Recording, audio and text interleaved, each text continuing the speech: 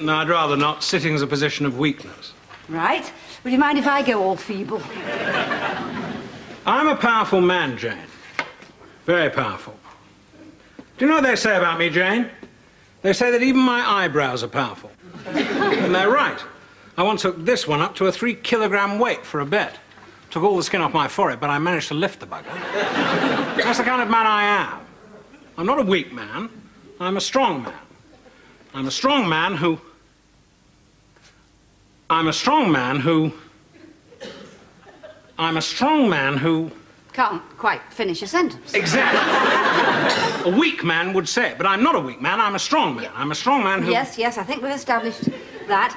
You see, as far as I'm concerned, it's weak to hide your personal feelings and strong to face up to them. That's not an argument I'm familiar with. Where I come from, it's weak to kiss your mother and strong to throw yourself down a glacier at 5 in the morning. Right. Sir Charles, would you mind taking a position of weakness just for a moment? You'll still be much more powerful than me.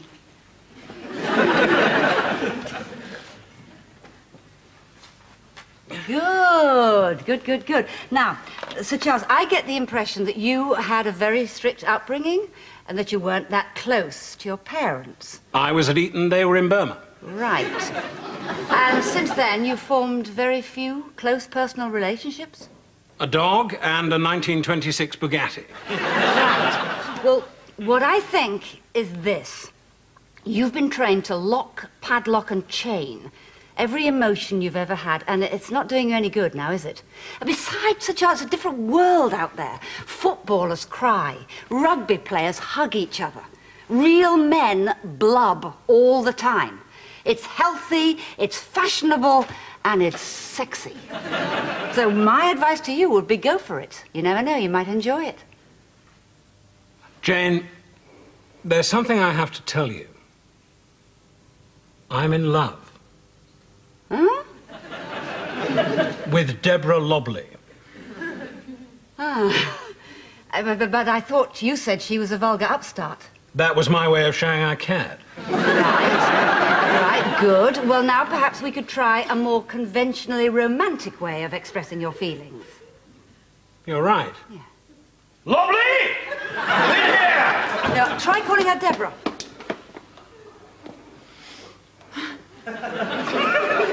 Sir Charles? Deborah.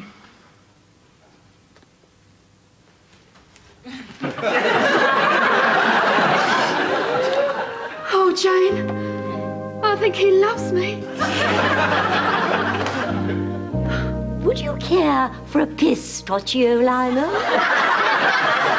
They're softer than the common peanut, and consequently more clement to a vulnerable moolah. Thanks, Bee. It's always wise to think dental. Oh? Let me refreshen your glass. The mouth. Oh, I can't think what's happened to Jane, although she does work very, very hard. Though not so hard she would make someone a good wife.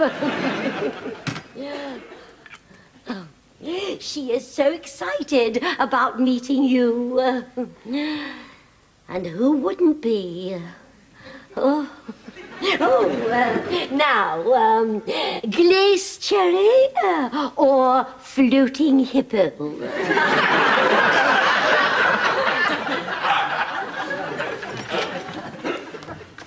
Richard, what are you doing? I can't do it. Can't do what? I can't face her. Of course you can't face her like that. She'd have to be lying under the floorboards. I've ruined her life. I can't stand in front of her and look her in the eye. What is the matter with everybody? Is there no one who can talk without using me as a megaphone? Oh, I knew when it finally came to it, you'd let me down. No, Richard, I want to help you. But I think it's important that you do this one on your own. Couldn't you just stand behind me and prompt? No, I'm supposed to be at my mother's repulsing a dentist. Oh, that'll be your wife now. Come on, you've got to let her in. Come on, that's it. Come on. I can't move. You can. I can't. You can. I can't. You can. I can't.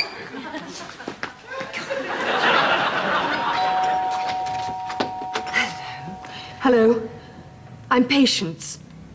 I've come to see Richard. Yes, Yes, I'm Jane Lucas. Hello, do come in. This may sound awfully silly, but I can't move. Right. B, when you look into somebody's mouth, you're not just looking at their teeth. You're looking at their soul.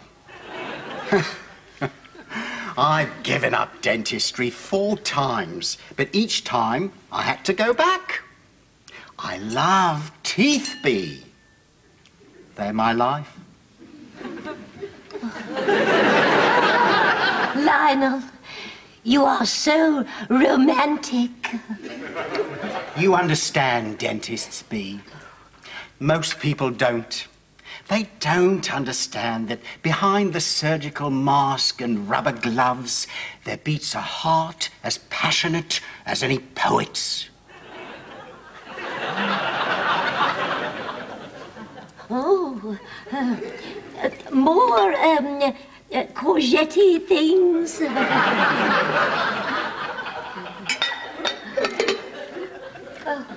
I can't think what's happened to Jane. Who needs the copy when you've got the original?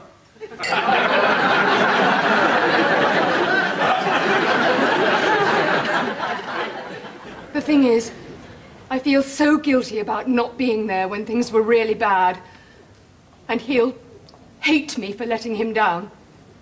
Right. Well, excuse me.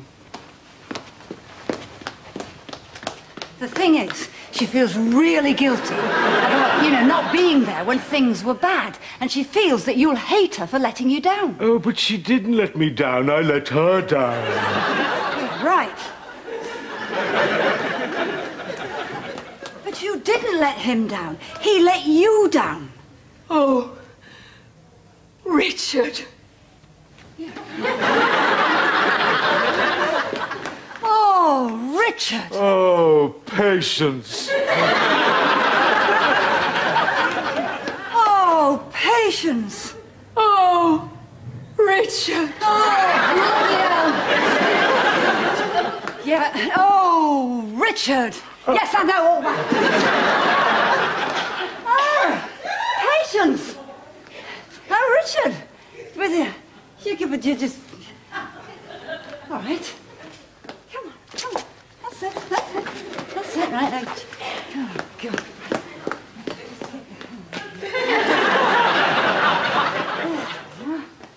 Right. Over there.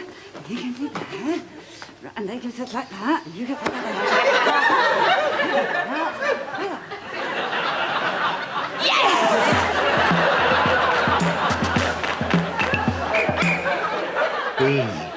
Your teeth are the teeth of a deep woman, a sensitive woman, a sensual woman, a woman with needs. Lionel, what do my fillings mean? Your fillings are the fillings of a woman who has been on her own for too long. A non-mercury-based dental amalgam can fill a cavity, but it can't fill the void of a life spent alone. Oh, Lionel, you can scale and polish me all you want. Jane! Jane who? I'm sorry I'm late. Thank God I'm not any later.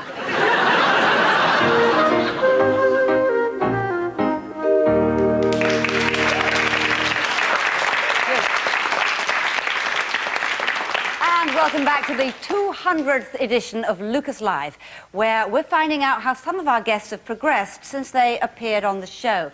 Now, Joan Fairbright, you were on the programme about celebrity obsessions, weren't you? And you had a real fixation for Tom Jones, right? You had Tom Jones music, Tom Jones duvet cover, Tom Jones wallpaper, and then you came on the show. Yes, and that was ever so helpful, it really was. Mm-hmm. And we talked about group therapy, didn't we? Yes, And I went along to one like you suggested, and it was ever so helpful, it really was. Yeah, and all down to you. And what did you learn, Jen? Well, I learned that the reason I was obsessed was that I didn't value myself as a person. And if I hadn't been on your show, Jane, I'd never have found that out. I mean, I loved your show anyway, but I love it even more now. I watch it every week, and I video it so I can watch it every day. Yeah, right. And Joan, getting back to the therapy group, what sort of exercises did you do in the group? Well, we had to talk about our obsessions, and I told them all about being on your show, and how helpful it was, and how fantastic you are, Jane. And I told them how I'd cut a picture of you out of the Radio Times, and blown it up, and put it on my bedroom wall, and my bathroom wall, and my kitchen wall, and my lounge wall. Right, Joan. I've got a collage of you in the loo. Oh. Joan, do you ever feel that you might need a bit more therapy at all? I don't know, Jane, but I do know one thing. Jane! Jane! I love Jane! She's a helper, she's a healer, she's a psychic wheeler dealer. That's Jane! Joan, you may be a case to basket, but you've got a point. She's a human poop scoop. Not that it's not good, because it is, but... No, really. Let's just leave that now for a while.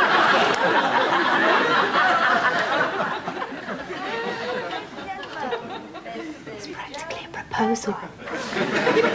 And now we're going along to the star dressing room at the Shaftesbury Theatre to meet Will Brewer. And Will is opening in a new musical tonight about Sir Walter Raleigh called You Say Potato. Hi, Will. G'day, Jane. How are you? How's it going? Fine. Well, we had a bit of a scare this afternoon at the dress rehearsal when I accidentally beheaded the Earl of Essex. Oh. Well, I say that. Actually, it was only a glancing blow, and he's had stitches, so he should be all right for tonight's show. So fingers crossed, no more mishaps. I'm really looking forward to it. That's great. And, Will, when you were on the show, you talked about why you'd left your Australian soap, but it was because of your political commitments. Now, has this affected your career in any way since? No, not really. But if it does, too bad. I feel like my politics are more important to me. Tonight, for instance, I was expected to take some bubbly blonde along to the first night party, but I've decided to take my boyfriend instead. Have you really, Will? Yeah. Oh, that's fantastic, really? Yeah. Oh, wow, you'll be so pleased. I expect. I mean... Yes! You saw it here on Lucas Live. Tomorrow you'll see it in every paper in the country. Oh, Charlie, aren't you pleased? Oh! So thanks to Jane. Can we cue Jane's little surprise? Charlie, she's going to be so happy. And sadly, we've come to the end of the programme. But I would just like to thank everyone who's appeared in the audience today and everyone who's appeared in the whole series. Sorry to interrupt. My name's Daniel Haynes. I was on the show about homelessness, and as somebody who is aware of the power of Jane's show and what it can do, on behalf of everybody at home and here in the studio, this is to say congratulations, Jane, on your 200th show. Thank you very much for all the talking you've done, which has made such a difference to all of us. Jane, this is for you, with lots of love. Thank you.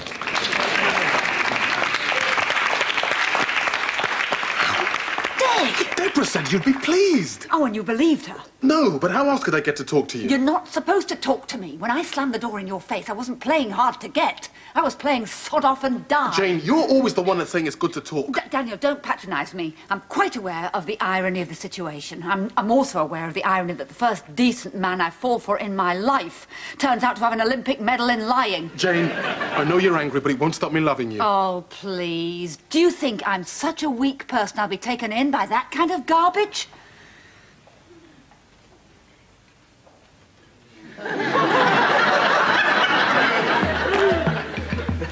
You just call on me, brother, when you need a hand. We all need someone. Agony Again will be back for a new series next year. I just might have a problem that you'll understand. We all need somebody to